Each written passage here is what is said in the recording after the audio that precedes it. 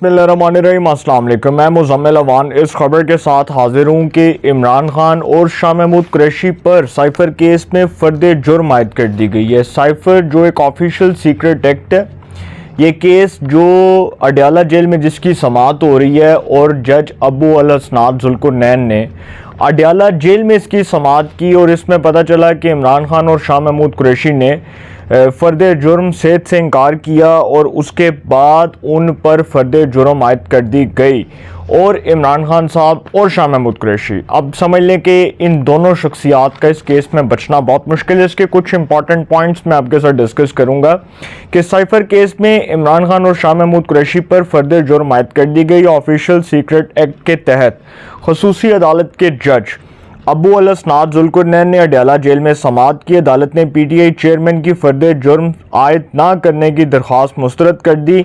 इमरान खान पर फ़र्द जुर्म आयद कर दी और शाह महमूद पर भी फ़र्द जुर्म आयद कर दी गई। इमरान खान ने फ़र्द जुर्म सेहत से इनकार करते हुए मौक़िफ़ इख्तियार किया कि ये झूठा, मनगढ़ंत और सियासी इंतकाम पर मबनी केस है, बेगुनाही साबित करूँगा। शाह महमूद कुरैशी ने भी फ़र्द जुर्म सेहत से इनकार कर दिया। अदालत ने 27 अक्टूबर को सरकारी गवाहान को तलब कर लिया। इमरान खान ने जज से मुकालमा किया, कौम को मुबारक हो, मंडेला वापस आ गया। नवाज शरीफ साहब को मुखातिब करते हुए कहा, अदालत ने शाह महमूद से इस्तफसार किया कि चारपाई मिल गई, जिस पर उन्होंने जवाब दिया कि जी मिल गई। अदालत ने इमरान खान को साइकिल फराहम करने की दरख्वास्त मंजूर कर ली। गुज़िश्ता तारीख पर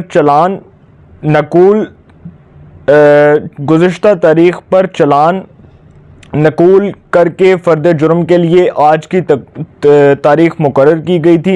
इमरान खान और शाह महमूद कुरैशी ने नकूल वसूल करके दस्तखत भी कर दिए थे। साइफ़र केस की समाअत के मौका पर अडयाला जेल के बाहर सिक्योरिटी इंतहाई सख्त थी और इंतहाई सख्त सिक्योरिटी के इंतजाम किए गए।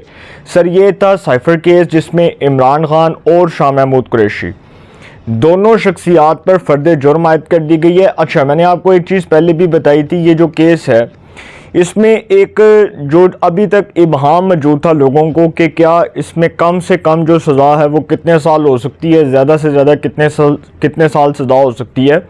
तो ज़्यादा से ज़्यादा अगर सज़ा हुई भी तो वो 14 साल होगी और वो होगी सज़ा उम्र कैद।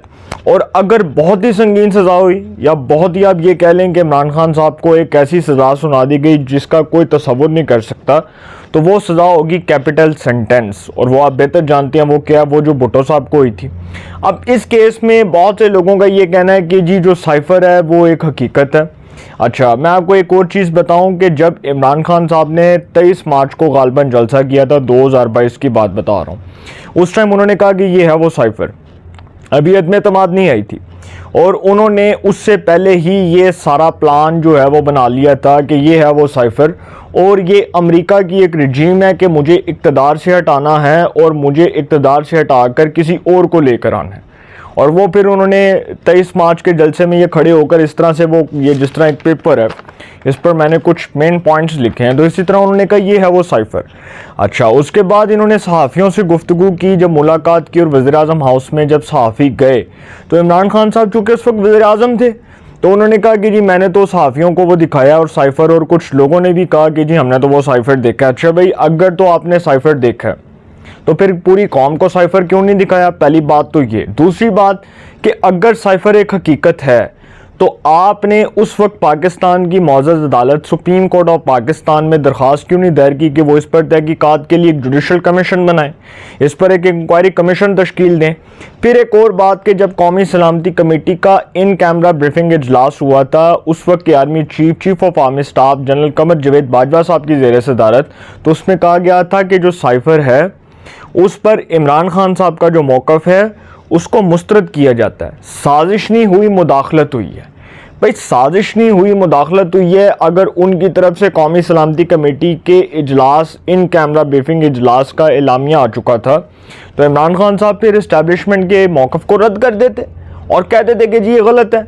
लेकिन अब एक चीज़ जो मैं आपको क्लियर कर दूं, देखें ये जो साइफ़र है ये दरअसल इमरान खान साहब ने तहरीक अदम एतमाद वाले दिनों में जब उनके खिलाफ तहरीक अदम एतमाद आई, नो कॉन्फिडेंस मोशन की मूव नेशनल असेंबली में मूव ऑन हुई, तो उसके बाद उन्होंने ये कहना शुरू कर दिया कि जी ये देखो जी ये तो अमेरिका की रिजीम थी।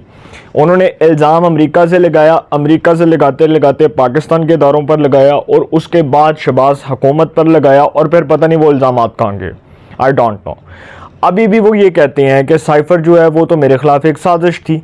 भाई अगर वो साजिश थी तो उस वक्त तो आपके चहीते चीफ जस्टिस बैठे हुए थे उमर अताब बंदयाल साहब, उनकी अदालत में दरख्वास्त दायर करते और कहते कि जी हमारे खिलाफ साजिश हुई है, हमारे खिलाफ मुदाखलत हुई है, हम इक़्तिदार से हटाया गया।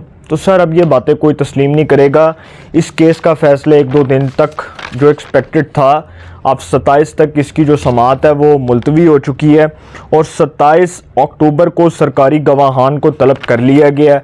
उसके बाद एक्सपेक्टेड है कि 1-2 समातों के बाद इसका डिसीजन आ जाएगा और डिसीजन जो होगा वो बड़ा खौफनाक होगा और आप समझ लें कि वो जो डिसीजन है वो बड़ों बड़ों की बुनियादें ला देगा।